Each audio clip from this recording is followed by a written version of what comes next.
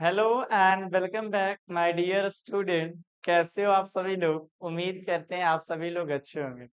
और आप सभी का स्वागत है बार अपने मैथ्स गुरु रंजीत में। तो पिछले क्लास में हमने देखा था स्टार्टिंग की पहली क्लास कि हम लोग सीखे थे इंग्लिश के बारे में कि इंग्लिश पहले है क्या चीज।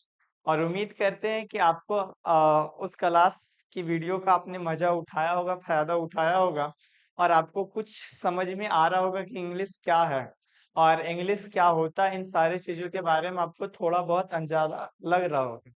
तो आज फिर उसी चीज को और आगे हम लोग बेसिक को थोड़ा स्टार्टर की ये सेकेंड क्लास होने वाली है। तो ये सेकेंड क्लास और थोड़ा सा और लेके आगे बढ़ेंगे, एडवांस पे जाएंगे, ठीक है ना। तो अभी बेसिक ही क्लास चल रहा है। आज की क्लास में हम सीखेंगे कि वर्ड, फ्रेज, सेंटेंस क्या होती हैं और सेंटेंस में कितने पार्ट्स होते हैं। आपको हम पहले सेंटेंस को पकड़ना आज की क्लास में सिखाएंगे। क्लियर है ना?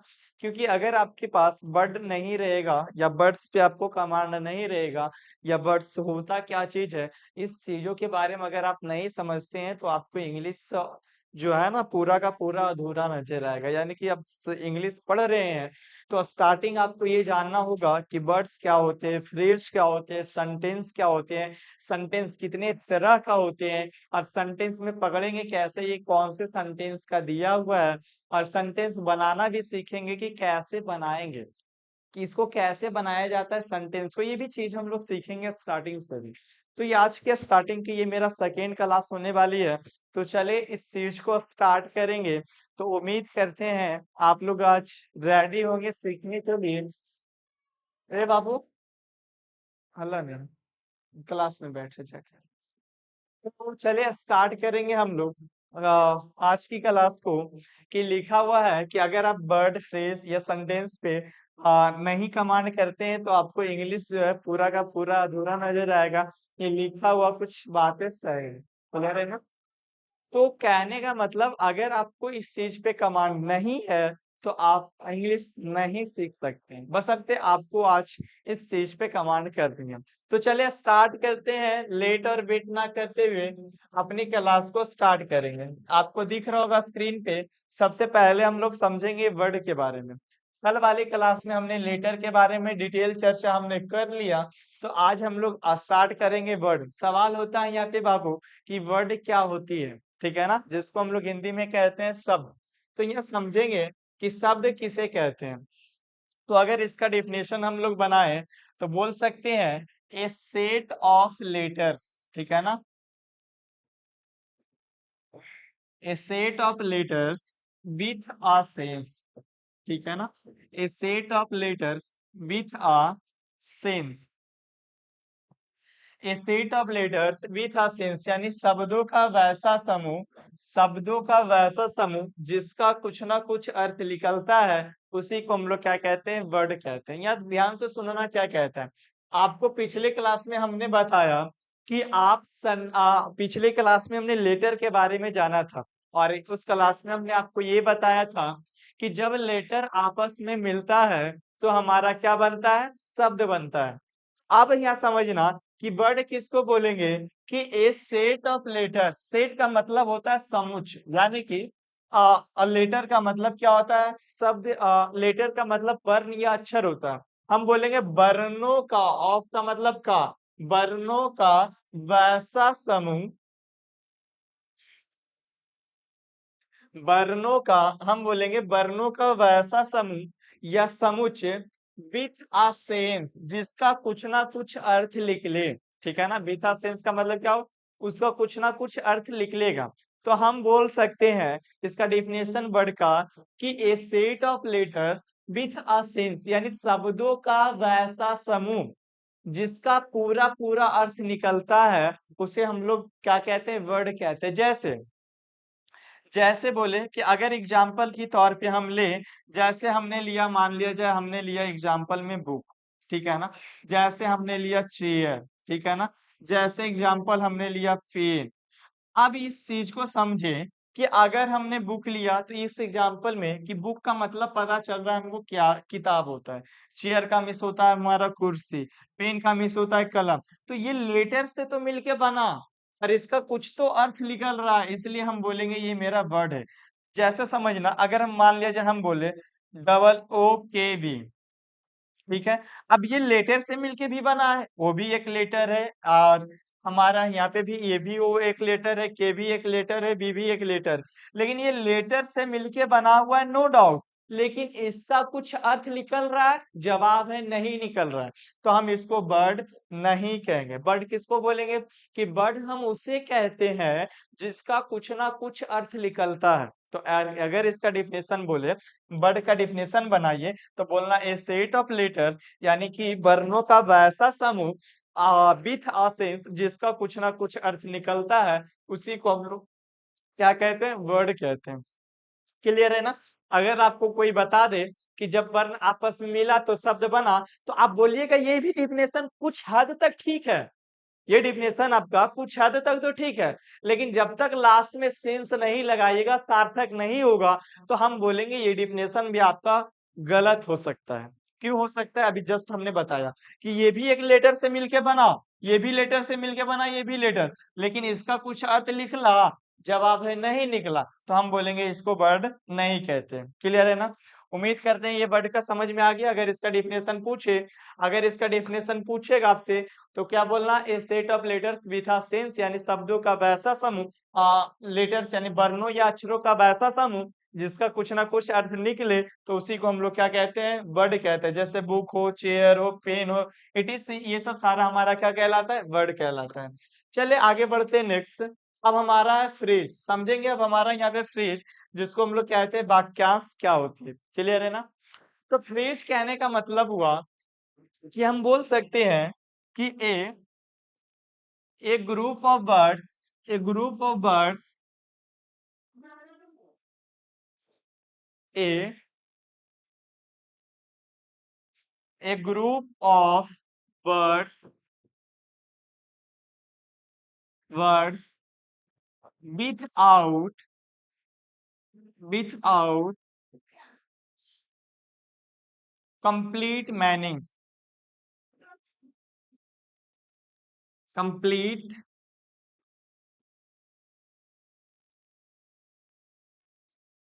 मीनिंग। अब यह समझना, अगर आपसे फ्रेज का कोई डिफिनेशन पूछता है, तो आपको बताना है इसका definition, A group of words without complete meaning, यानी कि एक ग्रुप ऑफ वर्ड्स, वर्ड्स का मतलब हुआ शब्द, यानी शब्दों का वैसा समूह, यानी कि ग्रुप का मतलब क्या हुआ? समूह हुआ, तो बोलेंगे कि एक ग्रुप ऑफ वर्ड्स, यानी कि शब्दों का वैसा समूह विथ आउट कंप्लीट मीनिंग, यानी जिसका पूरा पूरा अर्थ नहीं निकलता है, जिसका पूरा पूरा अर्थ नहीं निकलता है, वैसे शब्द को हम लोग फ्रेज कहते हैं, वाक्यांश कहते हैं। ठीक है ना? जैसे एग्जाम्पल में अगर हम लोग समझे, तो हम बोलेंगे एग्जाम्पल, जैसे एग्जाम्पल बोले कि राम एंड श्याम, ठीक है ना? राम एंड श्याम, जैसे बोले in the table, in the table, जैसे बोले in the room, in the in the room, etc। अब समझना, अब यहाँ समझना कि जैसे मैं यहाँ बोला, जैसे मैं यहाँ पे हमारा बोला कि एग्जाम्पल के तौर पे कि राम एंड श्याम, अब यह समझना कि बोल रहा है कि राम एंड श्याम। अब बताइए क्या राम एंड श्याम, राम एंड श्याम क्या कर रहा है? खेल रहा है, हंस रहा है, गा रहा है, दौड़ रहा है, नाच रहा है, गा रहा है। तो कहने का मतलब ये सेंटेंस को पूरा कर रहा है, तो जवाब है नहीं कर रहा है। इसके बारे में कुछ अर्थ निकल रहा है, जवाब है नहीं निकल रहा। जैसे बोले इन द टेबल, टेबल पर क्या है? कुछ पता है कि टेबल पे सेब है या अनार है, क्या है रखा हुआ, ये पता चल रहा? बोल रहा इन द रूम, रूम में क्या है? पता चल रहा है? नहीं। तो ऐसे सेंटेंस को हम बोल लेते हैं फ्रेज, बोलते हैं, वाक्यांश बोलते हैं। अगर आपसे बोले कि फ्रेज किसे कहते हैं, आपको बताना है कि एक ग्रुप ऑफ वर्ड्स, यानी कि शब्दों का वैसा समूह, शब्दों का वैसा समूह विथ आउट कंप्लीट मीनिंग, यानी कि जिसका पूरा पूरा अर्थ नहीं निकलता है उसे हम लोग क्या कहते हैं? फ्रेज कहते हैं, वाक्यांश कहते हैं। एग्जाम्पल के तौर पे देखें तो बोला राम एंड श्याम, तो क्या राम एंड श्याम पता चल रहा है? नहीं। या इन द टेबल, क्या इन द टेबल पता चल रहा है? या इन द रूम, रूम में क्या है पता चल रहा है? नहीं। तो इससे सेंटेंस को हम क्या कहते हैं? फ्रेज कहते हैं, वाक्यांश कहते हैं। क्लियर है ना? रे बाबू, क्लास से निकल के हल्ला करना, तो क्लास से बाहर होकर हल्ला करो।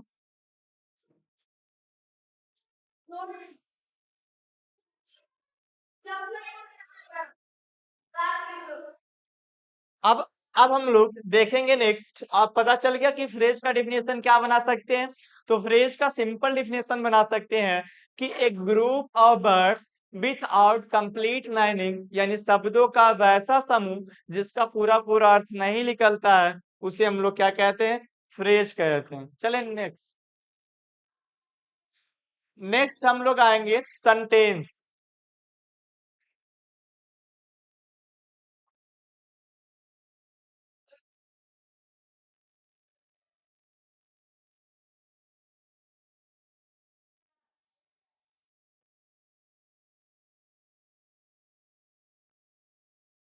अब सवाल यहाँ पे आता है कि सेंटेंस किसको बोलेंगे? सेंटेंस बोलेंगे कि एक group of words with complete meaning, यानी कि शब्दों का वैसा समूह जिसका पूरा पूरा अर्थ निकलता है, उसे हम लोग क्या कहते हैं? सेंटेंस कहेंगे। तो बोलेंगे एक group of words with with complete meanings, complete meaning,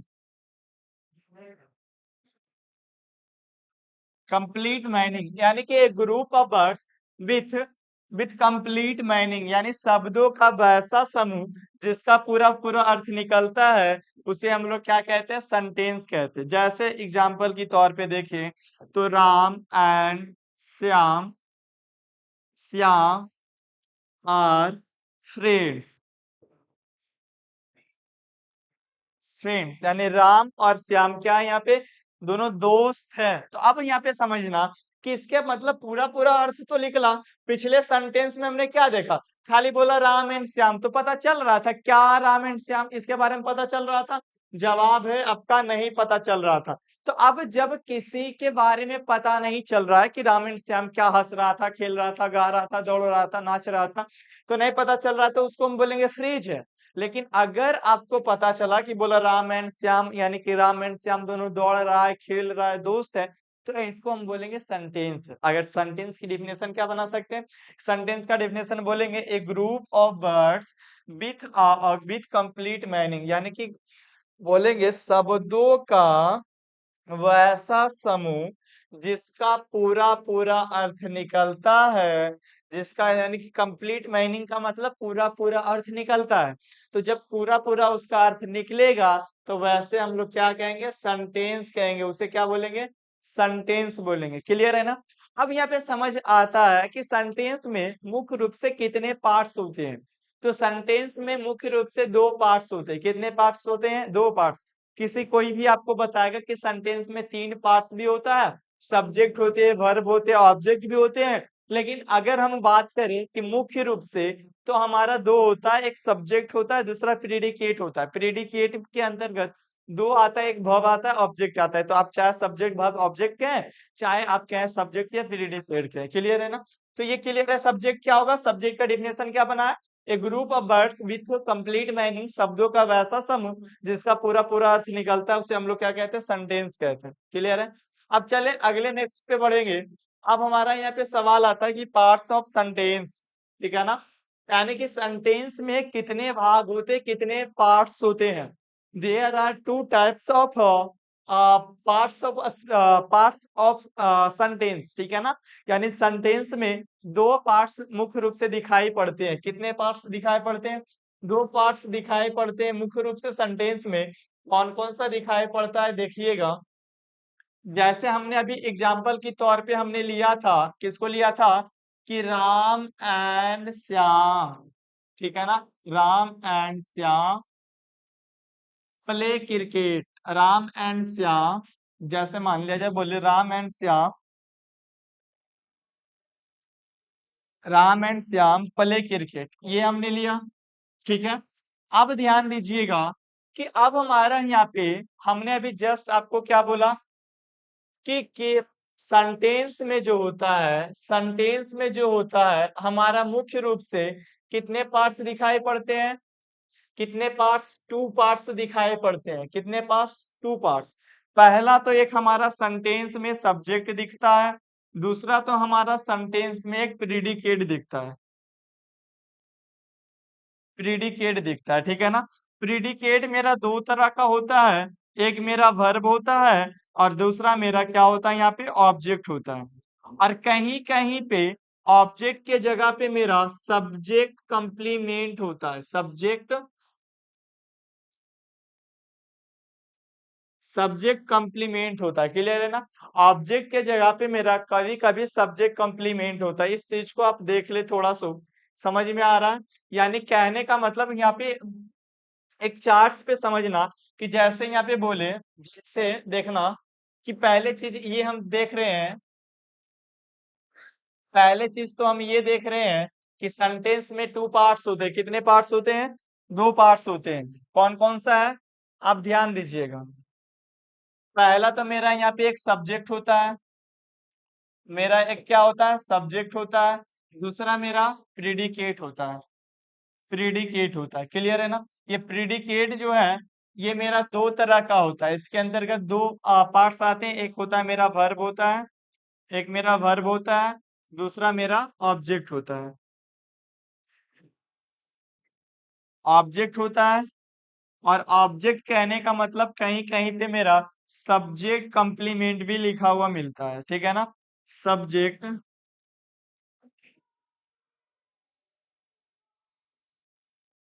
कहीं कहीं पे आपको सब्जेक्ट कंप्लीमेंट भी देखने को मिलता है, क्लियर है ना। यानी कि आप ये समझे मोटी तौर पे कि मेरा कोई भी सेंटेंस है दुनिया का, उसमें मुख्य रूप से दो भाग दिखाई पड़ते हैं। एक मेरा सब्जेक्ट दिखता है, दूसरा मेरा प्रीडिकेट दिखता है। सब्जेक्ट जिसके बारे में कहा जाता है वो सब्जेक्ट है, और प्रीडिकेट कहने का मतलब प्रीडिकेट में भी दो भाग दिखाई पड़ता है, पहला वर्ब है, दूसरा ऑब्जेक्ट है। तो हम इस तरीके से कह सकते हैं कि कोई भी दुनिया का सेंटेंस है वो हमारा तीन चीजों से मिलके बनता है, सब्जेक्ट वर्ब और ऑब्जेक्ट से मिलके बनता है, क्लियर है ना। सब्जेक्ट वर्ब ऑब्जेक्ट दिख रहा है ना वीडियो।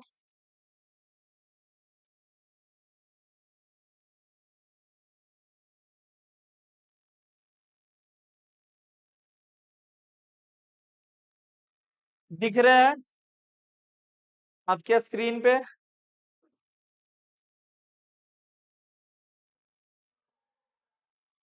चलिए अब ध्यान देंगे। अगली चीज हम लोग ये देखेंगे कि सब्जेक्ट इसमें पता चल गया, लेकिन अब यहाँ पे सवाल आती है, चर्चा ये आती है कि हम समझेंगे कि सब्जेक्ट कौन सा है, वर्ब कौन सा है, ऑब्जेक्ट कौन सा है और प्रेडिकेट कौन सा है, ठीक है ना।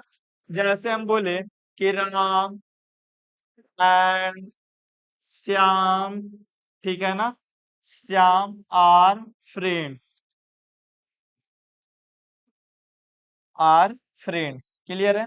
अब इस एग्जाम्पल की मदद से आप ये समझे कि हमारा यहाँ पे राम एंड श्याम क्या हो जाएगा।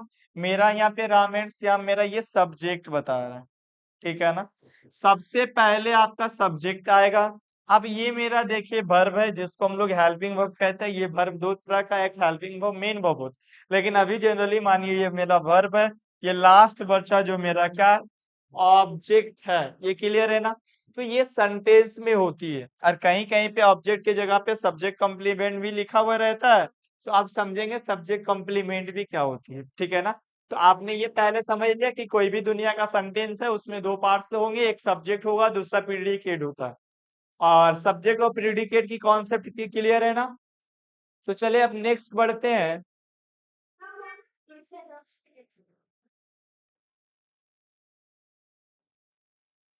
अब ध्यान दीजिएगा कि सवाल होता है कि प्रीडिकेट कहते किसे हैं। देखें प्रीडिकेट किसे कहते हैं, इस चीज को यहाँ पे थोड़ा समझना, गौर करना। और लाइन भी चला गया, देखिए कब तक टिकता है। देखिए अब प्रेडिकेट क्या का मतलब ये हुआ